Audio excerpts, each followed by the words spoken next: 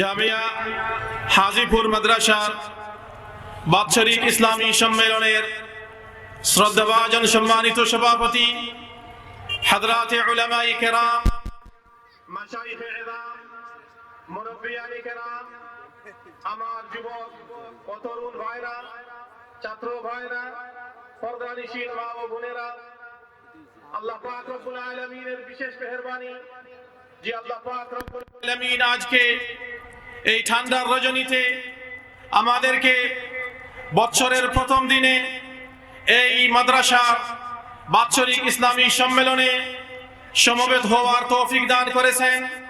এটা আল্লাহ পাক রব্বুল আলামিনের বিশেষ মেহেরবানি, আল্লাহ পাক রব্বুল আলামিনের বিশেষ দয়া, আল্লাহ পাক রব্বুল আলামিনের বিশেষ মায়া। আমরা সবাই অন্তরের অন্তঃস্থল থেকে আল্লাহ পাক রব্বুল আলামিনের শুকরিয়া আদায় করছি। আমরা কলিমাতুশ শুকর আদায় করি, আমরা বলি আলহামদুলিল্লাহ। মনে রাখবেন, কোন নেক কাজ আল্লাহ পাক রব্বুল আলামিনের মেহেরবানি আর দয়া ছাড়া কোন মানুষ কখনো করতে পারে না। আল্লাহ পাক রব্বুল আলামিন যাদেরকে মহব্বত করেন, ভালোবাসেন, আল্লাহ পাক রব্বুল আলামিন তাদের মাধ্যমেই নেক কাজগুলো করিয়ে থাকেন, আর নেক কাজ করার আল্লাহ পাক রব্বুল আলামিন তৌফিক দান করেন। এটা আল্লাহ পাক রব্বুল আলামিনের বিশেষ মেহেরবানি। আজকে এই মাদ্রাসার বাৎসরিক ইসলামী সম্মেলন, অনেক উলামায়ে কেরাম আমার পূর্বে আসছেন, পরেও আসবেন। ইসলামের বিভিন্ন দিক নিয়ে ওনারা আলোচনা করবেন। এই সংক্ষিপ্ত সময়ে আমি বিশ্বনবী মুহাম্মদুর রাসূলুল্লাহ সাল্লাল্লাহু আলাইহি ওয়াসাল্লামের একখানা হাদিস আপনাদের সম্মুখে তিলাওয়াত করেছি। আল্লাহ পাক রব্বুল আলামিনের কাছে তৌফিক কামনা করি যেন আল্লাহ পাক রব্বুল আলামিন মহানবী মুহাম্মদুর রাসূলুল্লাহ সাল্লাল্লাহু আলাইহি ওয়াসাল্লামের এই পবিত্র হাদিস খানার আলোকে আপনাদের সম্মুখে কিছু আলোচনা করার আল্লাহ পাক রব্বুল আলামিন তৌফিক দান করেন। ওয়া তৌফিকি ইল্লা বিল্লাহ, আলাইহি তাওয়াক্কালতু ওয়া ইলাইহি উনীব। যেহেতু এটা দ্বীনি মাহফিল, এটা কোনো সাধারণ মাহফিল না, এজন্য আমি আমার ভাইদেরকে যারা মাহফিলের আশেপাশে আছেন, দাঁড়িয়ে আছেন, গল্প গুজব করছেন, তাদের কাছে আমি করজোড়ে আহ্বান জানাচ্ছি, রিকোয়েস্ট করছি, আপনারা দয়া করে মাজলিসের ভিতরে, মাহফিলের ভিতরে চলে আসেন। আর যে সমস্ত ভাইয়েরা মধ্যখানে ফাঁক রেখে পিছিয়ে বসেছেন, একটু সামনে আসেন। আল্লাহ পাক রব্বুল আলামিন আপনাদেরকে রহমত দিয়া, আল্লাহ পাক রব্বুল আলামিন আপনাদেরকে উপকৃত করুন, এই দোয়া করি। আপনারা একটু সামনে আসেন, ইনশাআল্লাহ অনেক উপকার হবে, অনেক ফায়দা হবে। মজলিসটাও সুন্দর দেখা যাবে, মধ্যখানে শয়তান ঢুকবে না, আর আমাদেরও ডিস্টার্ব হবে না। সম্মানিত হাজিরিন, আমি যে হাদিসটি আপনাদের সম্মুখে সহিহ বুখারী আর সহিহ মুসলিম থেকে তিলাওয়াত করেছি, এই হাদিসটি সাইয়্যিদুনা আব্দুল্লাহ ইবনে সালাম রাদিয়াল্লাহু তাআলা আনহু থেকে বর্ণিত। প্রথমে আমরা দুইটা জিনিস বুঝে নেই। প্রথম জিনিস হলো যে হাদিস কাহাকে বলে, আর দুই নম্বর জিনিস যে সাহাবী রাসূল করিম সাল্লাল্লাহু আলাইহি ওয়াসাল্লামের কাছ থেকে এই হাদিসটি বর্ণনা করেছেন, ওনার সম্পর্কে একটু আমরা আলোকপাত করব।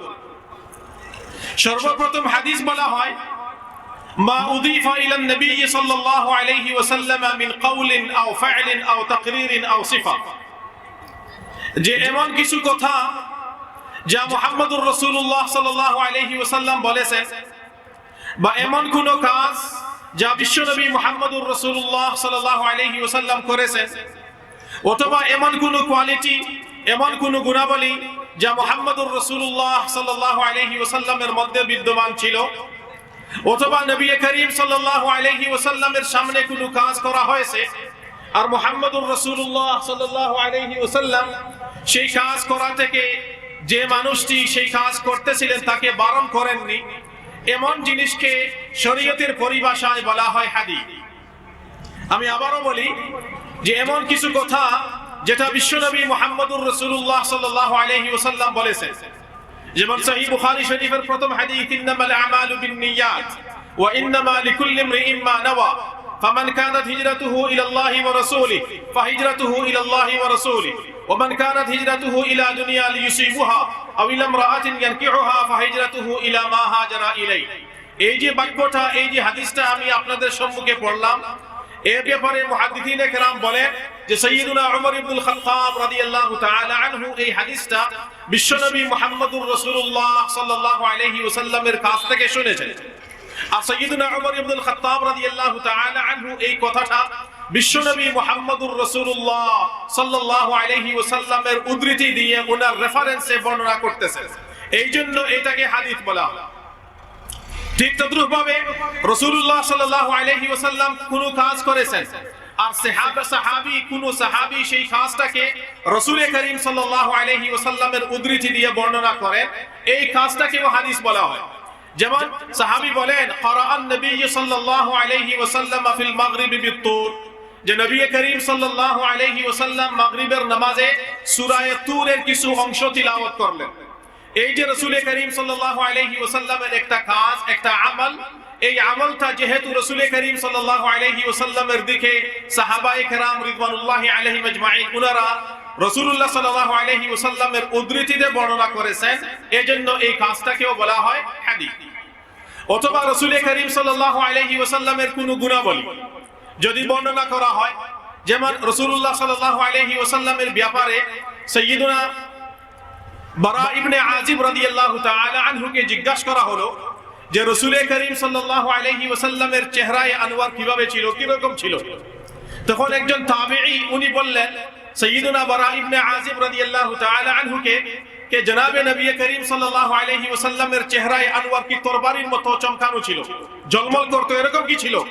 তখন সাইয়্যিদুনা আল বারা ইবনে আজিব রাদিয়াল্লাহু তাআলা আনহু উত্তরে বলেছিলেন যে রাসূল করিম সাল্লাল্লাহু আলাইহি ওয়াসাল্লামের চেহারা তরবারির মতো ঝলমল করতো না। রাসূল করিম সাল্লাল্লাহু আলাইহি ওয়াসাল্লামের চাঁদ 14তম রাত্রি যে চাঁদ, সেই চাঁদের মতো রাসূলুল্লাহ সাল্লাল্লাহু আলাইহি ওয়াসাল্লামের চেহারার মধ্যে ঝলমল ছিল, আলো ছিল, নূর ছিল। সুবহানাল্লাহ। এই জিনিসটা যেহেতু রাসূল করিম সাল্লাল্লাহু আলাইহি ওয়াসাল্লামের সিফা, রাসূল করিম সাল্লাল্লাহু আলাইহি ওয়াসাল্লামের গুণ, আর সাহাবী নবী করিম সাল্লাল্লাহু আলাইহি ওয়াসাল্লামের উদ্ধৃতি দিয়ে সেটা বর্ণনা করতেছেন, এজন্য এটাকে বলা হয় রাসূলুল্লাহ সাল্লাল্লাহু আলাইহি ওয়াসাল্লামের হাদিস। অথবা জনাবে নবী করিম সাল্লাল্লাহু আলাইহি ওয়াসাল্লামের সম্মুখে কোনো কাজ করা হচ্ছে আর রাসূলুল্লাহ সাল্লাল্লাহু আলাইহি ওয়াসাল্লাম যে সাহাবী ওই কাজটা করতেছে, ওই সাহাবীকে রাসূল করিম সাল্লাল্লাহু আলাইহি ওয়াসাল্লাম বারণ করতেছেন না, নিষেধ করতেছেন না, রাসূলুল্লাহ সাল্লাল্লাহু আলাইহি ওয়াসাল্লাম সেই কাজটা হতে দিলেন। এরকম যদি কোনো কাজ হয় তাহলে হাদিসের পরিভাষায় ওটাকে বলা হয় তাকরীরুন নবী সাল্লাল্লাহু আলাইহি ওয়াসাল্লাম, যে নবী করিম সাল্লাল্লাহু আলাইহি ওয়াসাল্লামের সম্মুখে একটা কাজ হচ্ছে আর ওই কাজকে রাসূলুল্লাহ সাল্লাল্লাহু আলাইহি ওয়াসাল্লাম অনুমোদন দান করেছেন, এই জিনিসটাকেও বলা হয় হাদিসে রাসূল সাল্লাল্লাহু আলাইহি ওয়াসাল্লাম।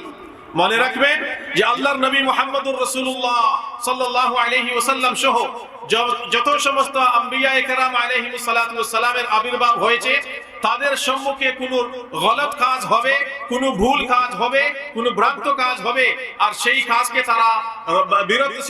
তারা বারণ করবেন না, সেই কাজ থেকে তারা মানুষকে থামিয়ে রাখবেন না, এটা হতে পারে না। আমর বিল মারুফ আর নহি আনিল মুনকার, এটা আম্বিয়ায়ে কেরাম আলাইহিমুস সালাতু ওয়াস সালামের খাসা, এটা আম্বিয়ায়ে কেরাম আলাইহিমুস সালাতু ওয়াস সালামের বিশেষ গুণ। তো জনাবে নবী করিম সাল্লাল্লাহু আলাইহি ওয়াসাল্লামের সম্মুখে কোনো কাজ করা হবে আর সেই কাজ রাসূল করিম সাল্লাল্লাহু আলাইহি ওয়াসাল্লাম করা থেকে যদি কাউকে বারণ না করেন, এটাকে বলা হয় তাকরীরুন নবী সাল্লাল্লাহু আলাইহি ওয়াসাল্লাম, অর্থাৎ নবী করিম সাল্লাল্লাহু আলাইহি ওয়াসাল্লামের অনুমোদনকৃত কাজ। যেমন সাইয়্যিদুনা খালিদ ইবনে ওয়ালিদ রাদিয়াল্লাহু তাআলা আনহু একবার নবী করিম সাল্লাল্লাহু আলাইহি ওয়াসাল্লামের সম্মুখে বসা ছিলেন।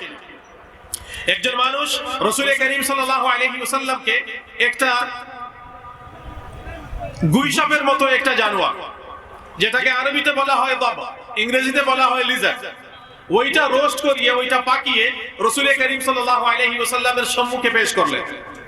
জনাবে নবী করিম সাল্লাল্লাহু আলাইহি ওয়াসাল্লাম ওই জিনিসটাকে তাকাদ্দুরা, ঘৃণা করে রাসূল করিম সাল্লাল্লাহু আলাইহি ওয়াসাল্লাম ওই জিনিসটাকে খাননি, রাসূল করিম সাল্লাল্লাহু আলাইহি ওয়াসাল্লাম রেখে দিলেন। কিন্তু সাইয়্যিদুনা খালিদ ইবনে ওয়ালিদ রাদিয়াল্লাহু তাআলা আনহু সেটাকে নিয়ে নিলেন আর সাইয়্যিদুনা খালিদ ইবনে ওয়ালিদ রাদিয়াল্লাহু তাআলা আনহু সেটাকে খেয়ে ফেললেন, ওই দব নামী যে জানোয়ারটা ছিল সেটাকে।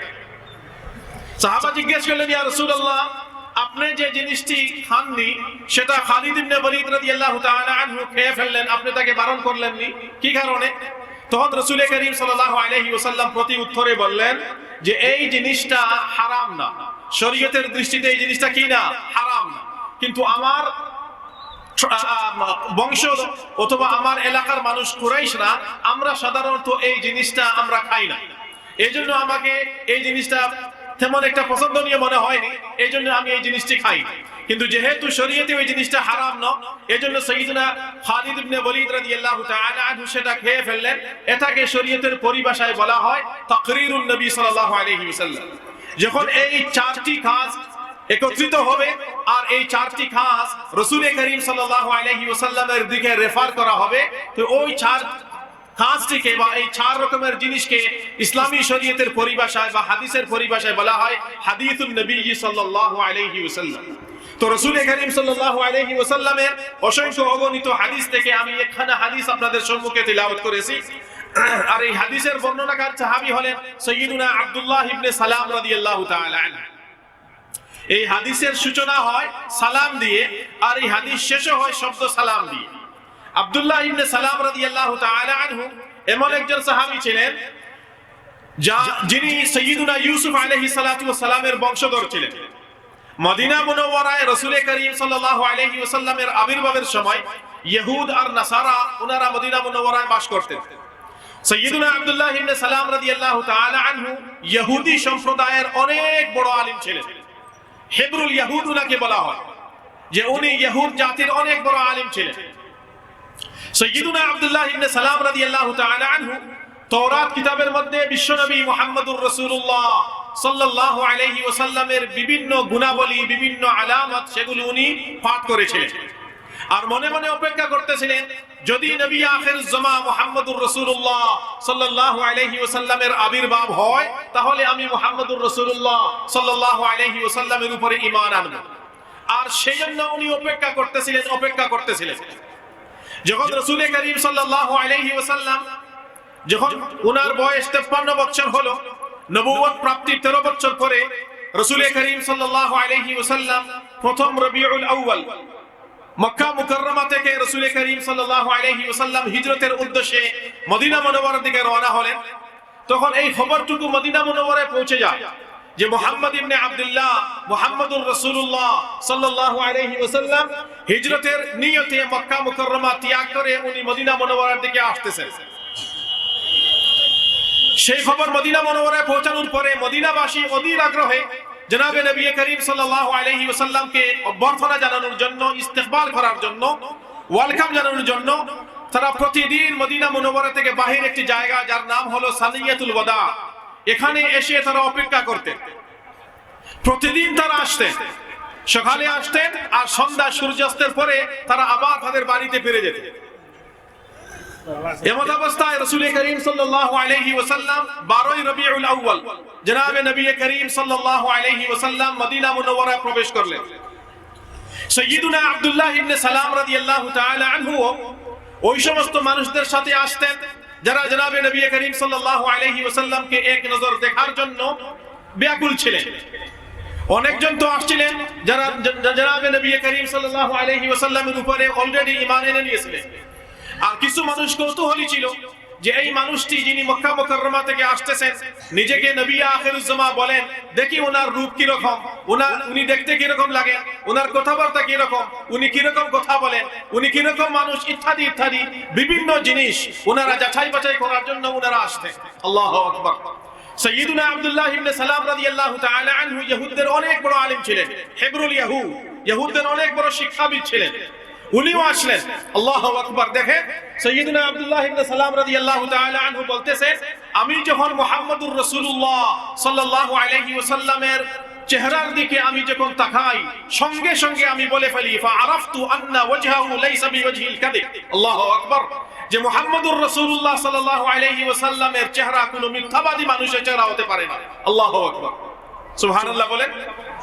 এরপরে সাইয়্যিদুনা আব্দুল্লাহ ইবনে সালাম রাদিয়াল্লাহু তাআলা আনহু বলেন যে আমি দেখলাম মুহাম্মদুর রাসূলুল্লাহ সাল্লাল্লাহু আলাইহি ওয়াসাল্লাম উনি ওযু করতেছেন।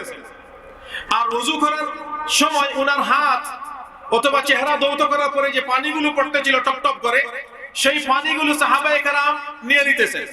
কেউ সেই পানিটাকে চেহারার মধ্যে মলতেছেন, কেউ আবার হাতের মধ্যে মলতেছেন, কেউ আবার দেহের মধ্যে মলতেছেন। সাইয়্যিদুনা আব্দুল্লাহ ইবনে সালাম রাদিয়াল্লাহু তাআলা আনহু আরেকটা সাক্ষ্য দিলেন। আর সেই সাক্ষ্যটা হলো যে আমি বুঝে গেলাম মুহাম্মদুর রাসূলুল্লাহ সাল্লাল্লাহু আলাইহি ওয়াসাল্লাম কোন বাদশা না, অবশ্যই উনি কোন লৌহ মানব হবেন, অবশ্যই উনি কোন মহামানব হবেন। কেননা কোন বাদশার সাথে মানুষ এভাবে আদবের আচরণ করে না, অবশ্যই উনি কোন রুহানি মানুষ হবেন। সেজন্য এই সমস্ত মানুষেরা ওনার পানিকে নিয়ে জাপটি করতেছে। আল্লাহু আকবার। এরপরে সাইয়্যিদুনা আব্দুল্লাহ ইবনে সালাম রাদিয়াল্লাহু তাআলা আনহু বলেন যে সর্বপ্রথম যে কথাগুলো আমি মুহাম্মদুর রাসূলুল্লাহ সাল্লাল্লাহু আলাইহি ওয়াসাল্লামের কাছ থেকে শুনলাম, আপনারা এদিকে তাকান, আমার পাশে যিনি বসে আছেন আল্লাহু আকবার, উনি আমার পিতৃতুল্য, এই জমানার এক বহুত বড় আল্লাহর ওলি হযরত মাওলানা হাকিম মুহাম্মদ আখতার সাহেব রাহমাতুল্লাহি আলাইহি। আল্লাহু আকবার। শত শত কিতাব লিখেছেন, অনেক খোলাফায়ে কেরাম ওনার সমস্ত বিশ্বে ছড়িয়ে ছিটিয়ে আছেন। ওনাদের মধ্যে অন্যতম খলিফা হলেন আমার পাশে যিনি বসে আছেন, আমাদের বুজুর্গ, আমাদের রাহবার, আমাদের সরে তাজ হযরত মাওলানা আসগর হুসাইন সাহেব হাফিজাহুল্লাহ ওয়া রাআ। আল্লাহর ওলিদেরকে দেখা সওয়াবের কাজ, উলামায়ে কেরামদের দিকে দেখা সওয়াবের কাজ। এজন্য এদিকে তাকান আর মনোযোগ সহকারে কথাগুলো শুনেন। ও আমার পরে ইনশাআল্লাহ হুজুর কথা বলবেন, হুজুরের হুকুমেই আমি এখানে আপনাদের সম্মুখে কিছু কথা বলার চেষ্টা করছি ইনশাআল্লাহ। তো সাইয়্যিদুনা আব্দুল্লাহ ইবনে সালাম রাদিয়াল্লাহু আনহু বলেন যে মুহাম্মদুর রাসূলুল্লাহ সাল্লাল্লাহু আলাইহি ওয়াসাল্লামের কাছ থেকে সর্বপ্রথম যে কথাগুলো আমি শুনলাম, আল্লাহু আকবার, সেই কথাগুলো সাইয়্যিদুনা আব্দুল্লাহ ইবনে সালাম রাদিয়াল্লাহু তাআলা আনহু এই হাদিসের মধ্যে বর্ণনা করেছেন।